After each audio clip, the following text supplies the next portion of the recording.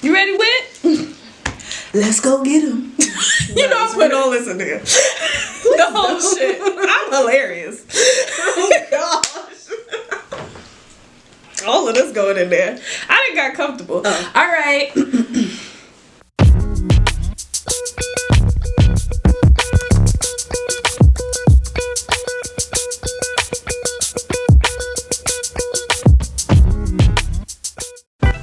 Hi, my BBs. Welcome back to the Lit Stoop. Oh. I'm putting all of it in there. Every single part. All right. Hi, BBs. Welcome back to the Lit Stoop. Today, I have a special guest in the building. I'm dead. I don't know. It's my good friend, Whitley. Whitley is one of my best friends. She's also a marriage and family therapist, and she also has her own platform called Speak with Whit, where she does a lot of cool things, workshops, all of that. So especially if you're in the New York City area, hit her up. Hit me up. I'm putting all the information down there below. So, I see. So today is a special video because even though we're recording it into 2019, it should be 2020 when you're seeing this. So happy New Year, y'all. It took me a second to realize I thought you were saying that area code. Anyway, happy New Year, y'all. Happy New Year. It's 2020, and I know at the beginning of the year, like always, you're trying to get your life. Ain't that the truth? You trying to get it together, y'all. Y'all done got y'all gym memberships ready, okay? You done finished celebrating whatever 2019 brought to you, and you're trying to figure out how to be your best self for the 2020. New year, new me. I was gonna say that. Go ahead. New year, new me. Hello. So today's video, Whitley and we're doing a bunch of stuff. We're going to be talking about 5 books that you can pick up today to help you get your life for the new year. And while we're doing that, we're also gonna be doing what we're doing today. We're gonna do a vision board. We're gonna do a vision board, y'all, because we too need to get all eyes for the new year. Sure do. Okay, so what's a vision board, Whitley? All right. So a vision board, well, what it means to me, I'll say that. I do vision boards at the beginning of every year just to kind of think about like my last year and the new year and what do I want to do, talk about my goals, have inspiring quotes, pictures, words, things that just make me happy and make me feel like I'm ready to tackle on the new year. I love to put it up in my house, like to make sure that it's seen and that I continue to think and let the goals resonate with me and check them off as the year go on. So we're gonna be creating a vision board today. Woo woo! All right, so we got some things here. So what kind of things usually do you need for a vision board? Let's set the scene. We don't have everything because we, pre-started, but right. So you can get construction paper. Of course, you're gonna need a vision board paper, which can be a big white sheet of paper. It can be an 8 by 11.5, or it can be bigger or even bigger. It depends on where you want to put it. I like to use usually construction paper. I like different textures, so magazines. That's fine. Magazines, magazine clippings. You can have markers, color pencils, different words, and somewhere to write your goals. You always need a good glue stick, some good old scissors. Hello. And just get ready for the work. Usually some music in the background. Oh yeah, you gotta get music. And if that's the type of situation you need, also a drink or two. We have some drinks here. They're non-alcoholic. Right. So yeah. And if you're interested in a good playlist, plug it. Go ahead. Plug it? Okay. D Creative is in the building. And she's gonna have an amazing playlist from 2019. So if you are interested in listening to some good music while you create your vision board, check her out. And we'll leave her stuff in the links below. All right, so basically, Lily and I have been friends for at least a decade. At least this decade that's ending, if not more than.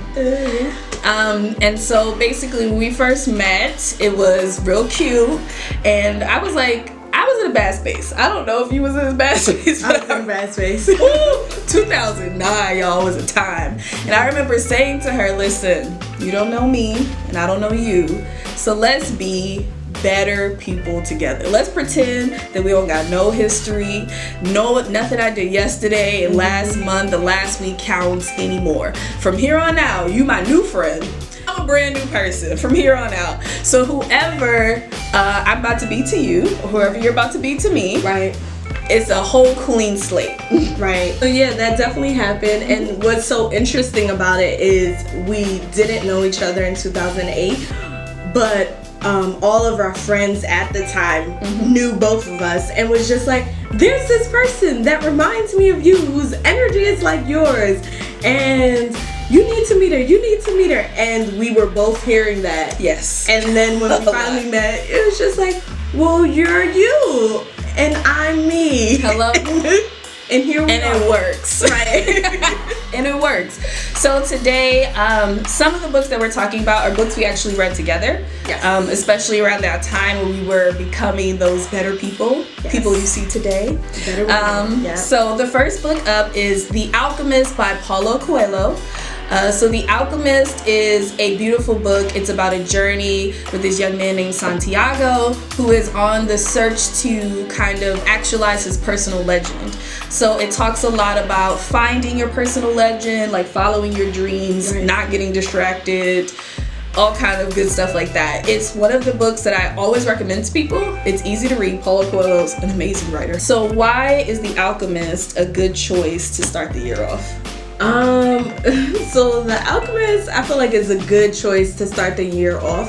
I think about when we first started our journey of like the way we started the conversation was we wanted to be better women. Yes. Like we wanted to grow into better women. And that book was like the start of it. And I feel like it's so inspiring. It just makes you feel good. Definitely. For me, The Alchemist was really beautiful because it also teaches you not to get distracted. So there's a part in the book, I ain't gonna spoil you, tell you where, when, how, what. But Santiago, our main character, he gets kind of like sucked into a job and he ends up staying for a while. Woo! Even though he was on his journey towards something, he got caught up with the things we get caught up every day about. Right. Money, time, having a significant other, all these things that are like, oh, I can't fulfill my dream because I have all these things going on. So my man does get distracted, which is relatable, but just like The Alchemist, just the start of the new year, you can always turn it around. No, definitely. You can turn it around. It's not like it's too late to figure it out or go after it. It's gonna be there for you because whatever is for you is for you. So So if you're a person who's in that journey, like you don't know what you want to be when you grow up, i.e. me, or you're still trying to figure out, you want to go to school, you want to leave your boyfriend, you want to do whatever. Hey now. Hello. The Alchemist is really a good, encouraging story to like get into that kind of vibe. And it also, the journey is just really beautiful. And it also talks about, like, when I think of you talking about Santiago and how he's going through this journey and we're walking with him and he gets sucked into this job. It's like, it's so real because unintentionally we get sucked into so many different things and then it becomes like a part of us. Yeah. And we forget like what our goals are, what we really wanted to do, where were we trying to go, and it's kind of just like, hello. If I can remember future Biblio Blue, put this in here. I'm so caught up, got me feeling it, caught up. But yeah, you can get back. That was a little dance break. You can get back to who you're supposed to be, and it's just as easy as that. Okay, what's the next book? Ooh, okay, the next book is The Celestine Prophecy. So this is a story about another young man who goes on a journey to kind of like uncover this ancient wisdom. Yes. And he learns all these different lessons along the way. So it's another good book about following kind of this like journey or path, listening to yourself, listening to each other, and being aligned with everything. What did you think about this book when you read it? So the first thing I thought was, this is The Alchemist times 1,000. This book was so good because of the story and the way in which we follow this young philosopher, like American,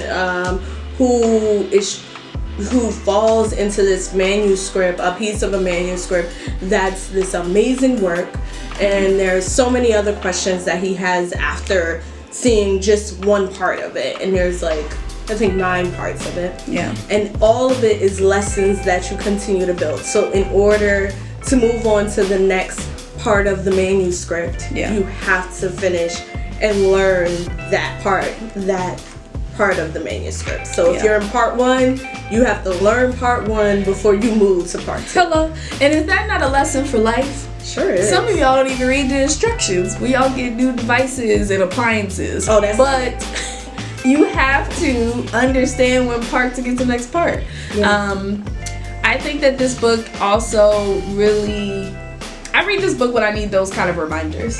Yes. When I need a reminder of like just to not be in my own way, which is a good one. So there's a scene in the book, I won't tell you who, what, when, where, why, but the main character comes along this person and has a whole conversation with them, but doesn't share that he's on this particular journey. Right. And so when he goes back to his friend is like, so what the person say?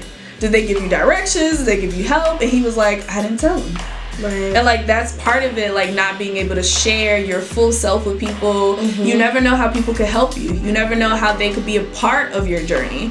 And so like that's just really important to keep in mind. Yeah, no, definitely. And it's like in a way of you blocking your own blessings. Like this book talks a lot about that. It talks about energy, which I'm very big on. Yeah. Like, and that energy is never, like it never disappears. Like, kind of being aware of all those different signs that are signs. Yeah. But you know, we just don't pay attention to it. Don't pay attention. You think it's an everyday happening and it's not.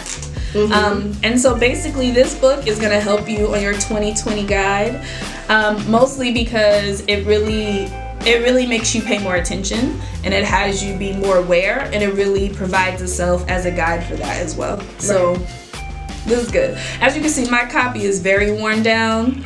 I've read it a couple of times, but also I did get it from a used bookstore. Support your local independent bookstores. Yes, indeed. But yeah, you should definitely get the Celestine Prophecy and read it and really kind of like take in the lessons. Right, so the next book that we're going to talk about is The Artist's Way by Julia Cameron. The Artist's Way is a great book that I picked up at a time where I was stuck in a rut, not feeling motivated or inspired in my creativity. And so everybody was like, pick up The Artist's Way, get The Artist's Way, get The Artist's Way. I will say that I have not completed the book. It's basically a guidebook that has a lot of different activities and principles for you to do some introspection work when it comes to your own creativity and your own inner child, and all of those blockages that may occur when you're trying to create anything. And so the first step is to do morning pages every morning. 3 handwritten long pages of whatever you want it to be, just stream of thought. I have been doing that, so I do journal often. I haven't gotten it down to every single day yet, but the days that I do journal in the morning first thing really are the days that I have the best days. No, that makes sense. Makes sense. The second thing it builds on is going on like a solo artistic date or creative date. And so I did plan a date for myself back when I read this. And shout out to my friend Jessica, who was a person who continually pushed the Artist's Way into my life. What I love about it is the morning pages, as you said, because it's like your stream of consciousness and just like being free with your thoughts. And I think what was so interesting about the book is like reading, because it's important. But one thing she says in the book is the fact that your ego doesn't wake up as soon as you wake up. So if you're like using that time as soon as you wake up in the morning to write 3 pages, just clear stream of thoughts, that then is like giving you the space to have a conversation about like what's really happening. Yeah. And what's going on and what's coming up for you. Yeah. And talk about your fears. Like in a way that is real compared to the way in which we do it, you know, during the day, throughout the day when your ego is up. And it talks about like having your own well. And that well being your well of art. Yeah. And that part like what is motivating you and pushing you throughout. Yeah. Something I don't know if you remember that we did when we were on this journey of finding out who we were. We ended up making a happiness box. Yes. And what I loved about it, it was colored and decorated in the way that we loved. And it has all of the things that make us happy. Hello. Listen, there's so many things in that box. And when I'm not in the best mood, that is when I pull my box out. Yeah. And I look at all the things that I put in over the years that make me happy, whether it's photographs, words that people have written, cards, there's pictures in there. There's so many good things in there that just makes me like, yeah, this is it, y'all.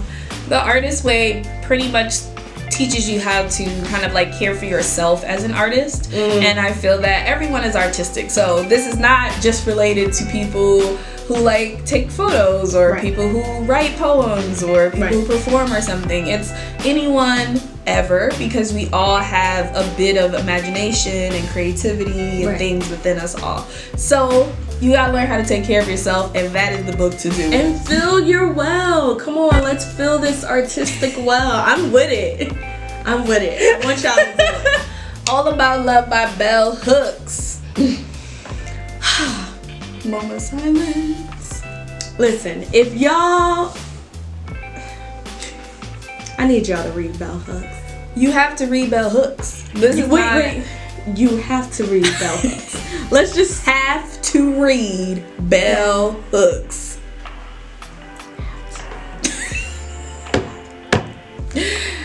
So I have like 2 or 3 copies of this book. People have given to me as a gift. They have like, I have my own copies, went to used bookstores. Every time I see it, I need to read it again. So basically, I feel like there are lots of people who may not have an idea of what love means to them, or may not have seen a healthy kind of depiction of love. And so All About Love is a good place to start. What are the lessons that we learned, that our family taught us, that these relationships we were in taught us?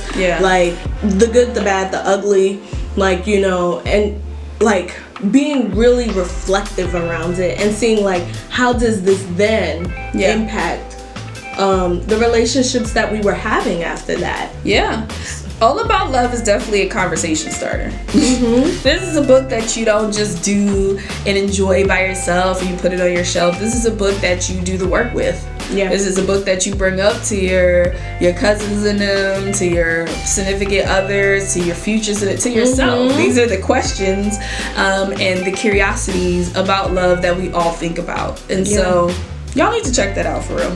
Definitely. Listen, check this out. I'm not playing with you. And if y'all check this out, like, hit us up on the tags. Like, hit me up. I'll read the book with you.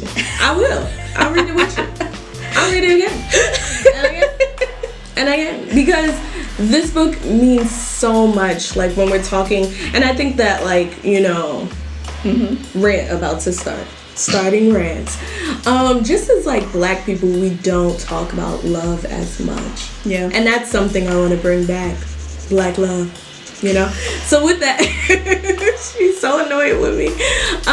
But with that, I just feel like, you know, in talking about it, there's so many other books that come up because of this book specifically, starting the conversation about love and like evaluating what love means and what it looks like and how are we manifesting it in our lives. And I think that like it gives that opportunity to like really, really continue the work around it. So, to the work.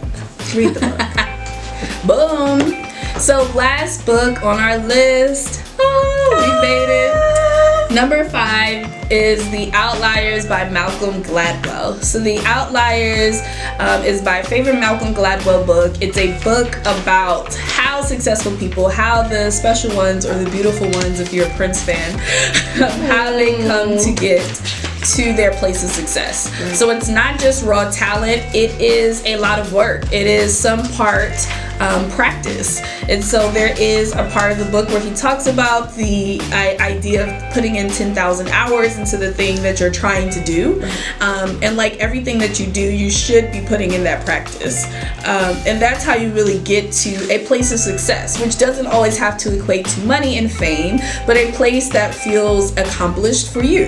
And so I love that book. It's super inspiring. Every chapter goes through like different stories about different people, different scenarios in which they have practiced these same kind of like principles. And so yeah, these are the things that you love. Yeah. Then you will continue to like look and learn and do, because you gotta practice. Right. And I think it's so important to be like a continuous learner. Like I think that is going to be like kind of my life. But yeah, just learning is so important. And I think that like if it's important to you, then doing that work, putting in those 10,000 hours is so important, because it continues to build the strength and the courage and just the motivation you have to continue doing the work. And hopefully it's fun, all in between, because we having fun. Hello. All right, so my BBs, we've come to the end of the video. With that being said, I want to give you a sneak peek of the vision board that I was working on,